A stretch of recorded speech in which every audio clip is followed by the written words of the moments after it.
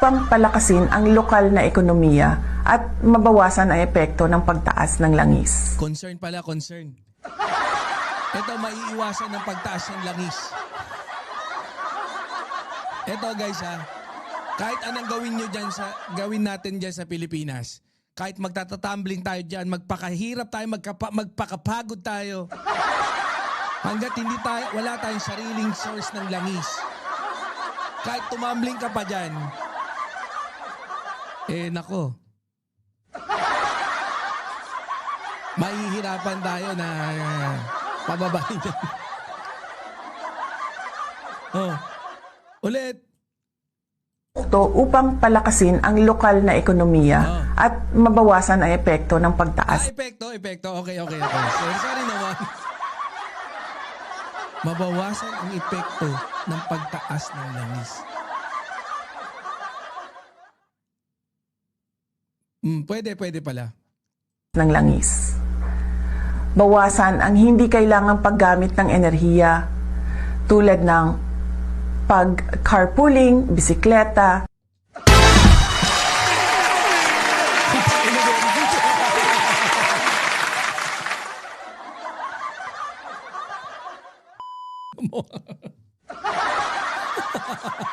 Wala nga QB! May bag na bigat. Mitkinyam. Ba't ganon? Carpooling? Bawasan daw yung pagka-carpooling? What? Carpooling? Bawasan?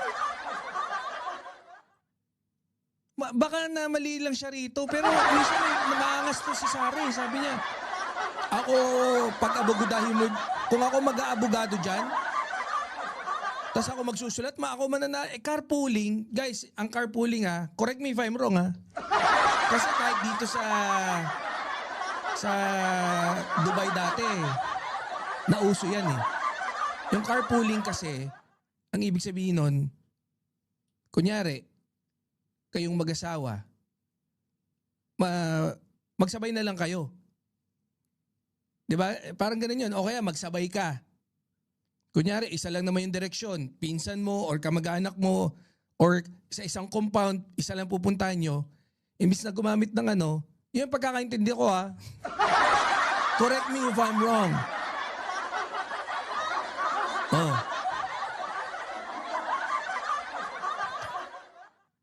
Bawasan daw Bakit kasi bawasan yun? Ang ganda nga nung gawin Imbis na i-promote niya. Mas maganda po sana. Mas maganda po sana na i-promote natin.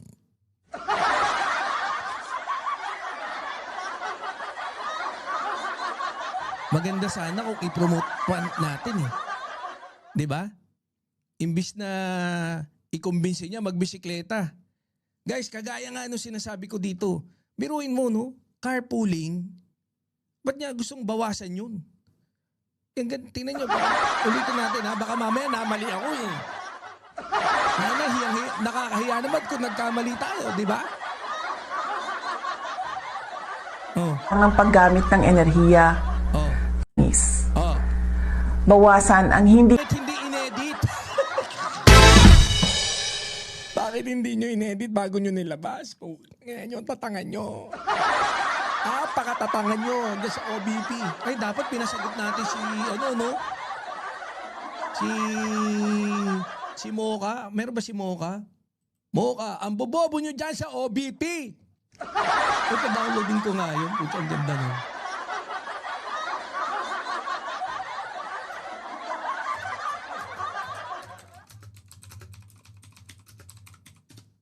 Lahat kayo, bobo! Hayop? Hayop ka? Kala mo talino ni... Antes mo kala mo rin talino. BP sabi Kayo, lahat kayo, bobo! Hindi muna nyo ini-research bago nyo pinagsalita ang boba nyong amo. Ang masama niyan dahil sa kabobohan ninyo dyan, Pati bayan maapektuhan sa kabobohan. Oh, bobo pala eh. Bobo ka raw sa ikaw ha. Si Sarah sinasabihan ha, hindi kung... Oh, ulit. Bawasan ang epekto ng pagtaas ng langis. Para mabawasan ang epekto ng pagtaas ng Bawasan ang hindi kailangang paggamit ng enerhiya langis. Oh, bawasan ang hindi kailangan paggamit ng enerhiya. Gaya ng ano? tulad ng pag-carpooling, Oh, bawasan nyo yan ha. Parang alam ko na. Hindi nagkamali ng basa to. Parang si Gutesa to. May nalaktawan.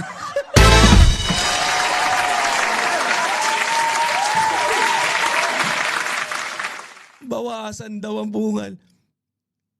Ah? Ang maling paggamit ng enerhiya. Kagaya ng carpooling. Yung bisikleta. Oh, bisikleta din. Oh. bisikleta, Oh. at pwedeng ayusin ang schedule ng lakad. Oh. Ay. Sino? Baka ma-strike tayo. Mandel, mabatrash ka. Ayan na yung kabubuan nito ni Sarah. Oh. Pambobo talaga eh. No? Mali eh. Sa tingin ko, may nalaktawan siya. May premonition si Mocha na bobo yung susunod na bibi. Ano ba sabi ni Mocha? Ano sabi ni Mocha? Staff mo dyan sa Office of the Vice President. Kayo. Lahat kayo, bobo! Oh, ay no, si Mocha naman mo. Let's be kind to the animals. This time, pumupusoy na. Ano, ulit.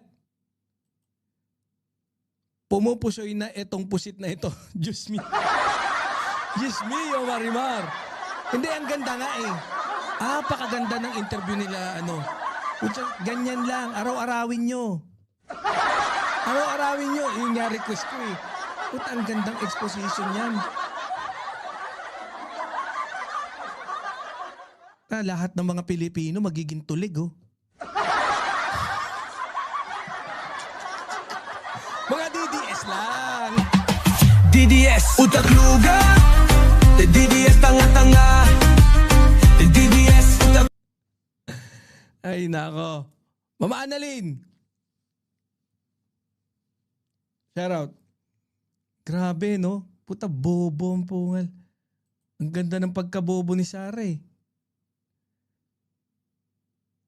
Bawasan? Ba't kaya niya? Hindi, may nalaktaw to, no? May nalagtawan. Kailangan Hindi, pero maano mo yan eh, masisense mo eh. Ano bang tawag doon, Tita May? Kunyari, nagkamali. Kung nasa puso mo yan, kahit di mo kinabisado, I mean, kung kinabisado mo man, pag nalagtawan mo, mababasa ng utak mo na it doesn't make sense eh. Diba? Puta na yung sinabi ko. Kaso, Ma'am Christy Jam MG, meron siya dyan na nalaktawan, sigurado. Kasi hindi niya inintindi, napakaboba. Boss Armin Rabueno. Oh, tingnan nyo. taas ng langis. Oh. Bawasan ang hindi kailangang paggamit Bawasan ang hindi kailangang paggamit ng enerhiya. Dapat siguro, ano kaya dugtong doon? Bawasan ang hindi kailangan na paggamit ng enerhiya. Ang mas magandang gawin. Yun! Yun ang dugtong sa tingin ko. Di ba? Nagbasa ng mali ito si Gago. Oh, nagbasa yan. Kung nasa puso mo yun, alam mo na agad na mali yung... Kung yun nga eh. Oh, nagbabasa ng nawalang malay. Hindi Boss Bibi talagang bobo lang. Grabe naman kayo. Oh. Ba't ka naghahanap ng utak? DDS, utak luga. DDS, tanga-tanga. DDS, utak luga. Ba't ka naghahanap ng utak? Laktaw. Dapat sabihin niya, tulad ng mag-carpooling. Hindi. Dapat, ang sasabihin niya, mas magandang gawin ay, ganon, bawasan ang hindi kailangan paggamit ng enerhiya. Mas nararapat na gawin ang mag-carpooling o kaya magbisikleta. Eh kaso, bobo ka! Galox? No? Ang hilig kasi magbasa eh. Basa ka ng basa eh. Kasi Tagalog na yan na talagang lutang ang boba. No. Di ko alam kung sino dapat sisihin dyan eh. Yung gumawa ng script niya o yung nagbasa. Siya nga rin gumagawa daw ng script niya eh. Magaling nga daw siya. Galing na galing sa sarili itong hayop na to eh. Oh. Bawasan ang hindi kailangan paggamit ng enerhiya. Mas mararapat na gawin Gamit ng enerhiya tulad ng Mas nararapat na gawin ay tulad ng pag-carpooling o bisikleta. Kagaya ni Suntay, bawasan ang pag-iimahinasyon dahil ito'y nakakasama sa libido.